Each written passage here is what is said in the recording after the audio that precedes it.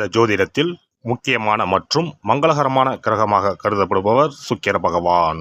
அன்பு, அழகு, செல்வம், ஆடம்பரம் மற்றும் வாழ்க்கை வசதிகளை தீர்மானிக்கும் கிரகமாக விளங்குகிறார் சுக்கிர பகவான்.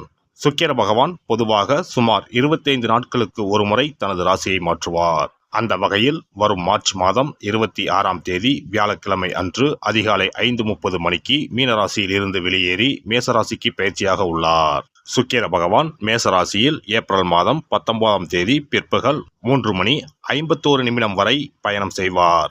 இந்த சுக்கிர பயிற்சியானது மிகவும் சிறப்பு வாய்ந்தது. ஏனெனில் இது விசுவாசு ஆண்டின் இறுதி சுக்கிர பயிற்சி ஆகும். அதே போல இது பாலபவம் வருடத்தின் வரக்கூடிய முதல் சுக்கிர பயிற்சி ஆகும். இந்த சுக்கிர பெயர்ச்சி உங்கள் வாழ்வில் பல மாற்றங்களை தரப்போகிறது.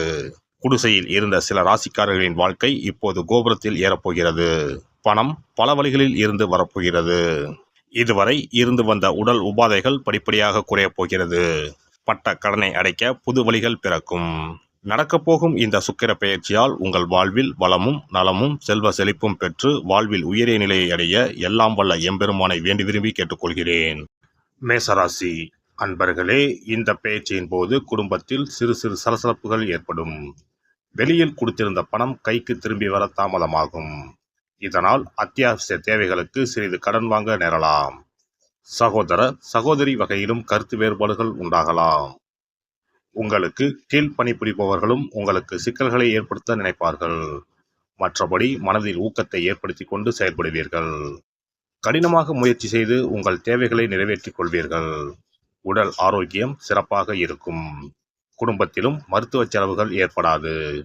யாரையும் புண்படுத்தாமல் உங்கள் அணுகுமுறையால் வெற்றி பெறுவீர்கள். இந்த காலகட்டத்தில் குடும்பத்தில் பாகப்பிரிவினை சுமூகமாக நடக்கும். அசையா சொத்துக்களில் இருந்து வருமானம் வரத் தொடங்கும். பல விஷயங்களை சாமர்த்தியமாக சமாளிப்பீர்கள். மறைமுக எதிர்ப்புகள் நீங்கும்.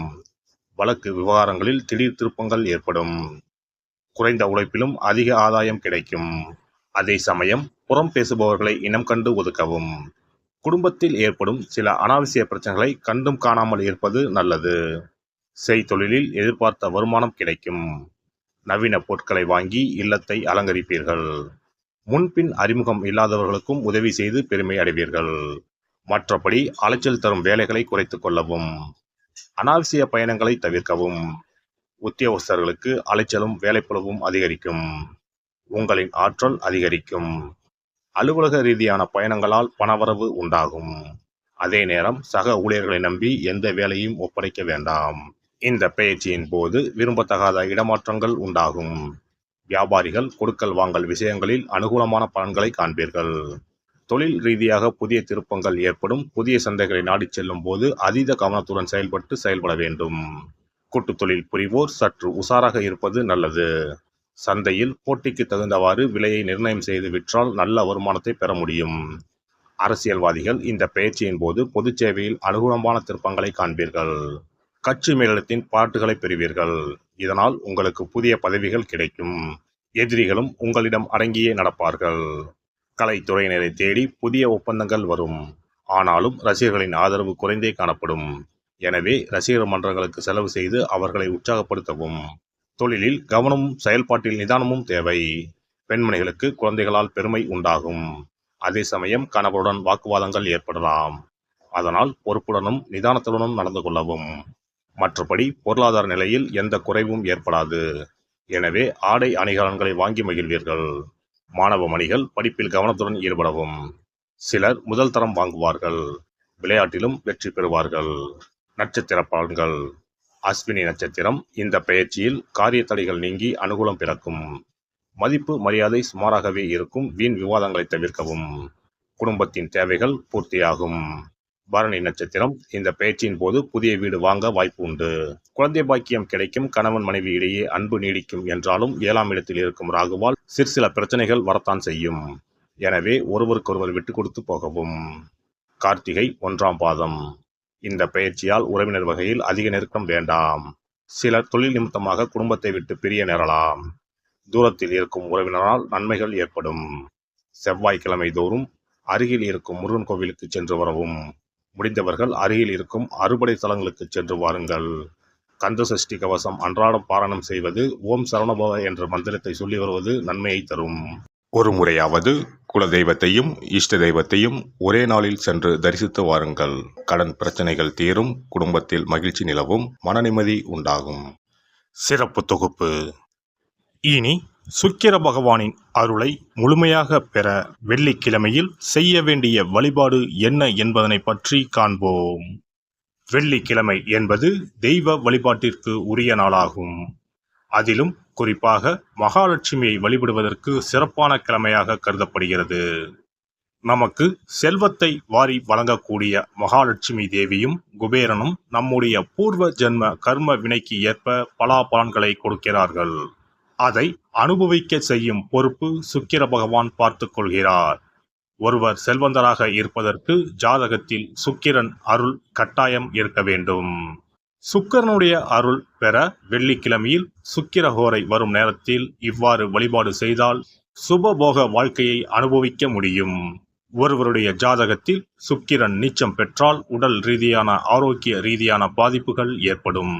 சொத்து சுகங்கள் எவ்வளவு இருந்தாலும் அதை முழுமையாக அனுபவிக்க முடியாமல் செய்துவிடும். பெரிய பெரிய பணக்காரர்களை எடுத்துக்கொண்டால் அவர்களிடம் எவ்வளவு காசு கொட்டி கிடந்தாலும் சுக்கிர தசை இல்லை என்றால் அவ்வளவு பணமும் வீண் விரயமாகத்தான் போகும். குறிப்பாக மருத்துவ செலவுகள் செய்தே சொத்துக்கள் அழியும் நிலை வரும். இதற்கு சுக்கிர பகவானுடைய வழிபாடு நல்ல ஒரு பலனை கொடுக்கும். சுக்கிர பகவானுக்கு வெள்ளிக்கிழமை என்பது உரிய தினமாகும். சுக்கிரன் அருள் பெற வீட்டில் வெள்ளி பொருட்களை பயன்படுத்துவது நலமாகும். வெள்ளியில் சுக்கிரன் வசிப்பதாக ஐதீகம் உள்ளது.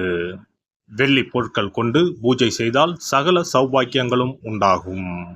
சுக்கிர வழிபாடு செய்ய நினைப்பவர்கள் காலை 6 மணி முதல் 7 மணி வரையிலான காலம் சுக்கிரஹோரை ஆகும். அதனை தவறவிட்டால் மதியம் 1 மணி முதல் 2 மணி வரை சுக்கிரஹோரை நிகழ்கின்றது. அதையும் தவறவிட்டால் இரவு 8 மணி முதல் 9 மணி வரையிலான சுக்கிரஹோரை நேரத்தில் வழிபாடுகள் செய்து பயன்பெறலாம். இவற்றில் காலை 6 மணி முதல் 7 மணி வரையிலான முதல் சுக்கிரஹோரையில் சுக்கிர வழிபாடு செய்வது சிறப்பான பலன்களை கொடுக்கும்.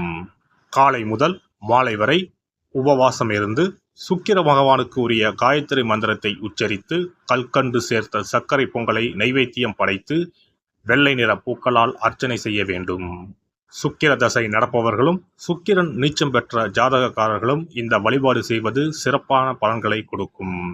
சுக்கிர தசை நடக்கும் பொழுது சுக்கிர வழிபாடு செய்து வர வருமானத்தை சுகமான வாழ்க்கை வாழ்வதற்கு உரிய வகையில் பயணிக்க செய்யும். வீடு நிலம் வாங்குவது, ஆடம்பர பொருட்கள் சொத்துக்கள் போன்றவற்றை வாங்க வைக்கும். அதுவே சுக்கிரன் நீசம் பெற்ற காலத்தில் இந்த வழிபாடு செய்பவர்களுக்கு வீண் விரயங்கள் இல்லாமல் ஓரளவிற்கு வறுமையிலிருந்து பிழைக்கச் செய்யும். வெள்ளிக்கிழமையில் நவக்கிரக கோவிலுக்கு சென்று சுக்கிர பகவானுக்கு வெள்ளை வஸ்திரம் சாற்றி வழிபாடு செய்யலாம்.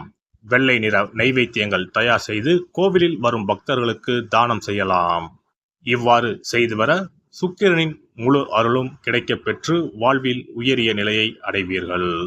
எல்லாம் வல்ல இறையருளால் நீங்களும் உங்கள் அன்பு குடும்பமும் உடல் நலம், நீலாயுள், நிறை செல்வம், உயர் புகழ், மெய்ஞானம் ஓங்கி வாழ்க வளமுடன்.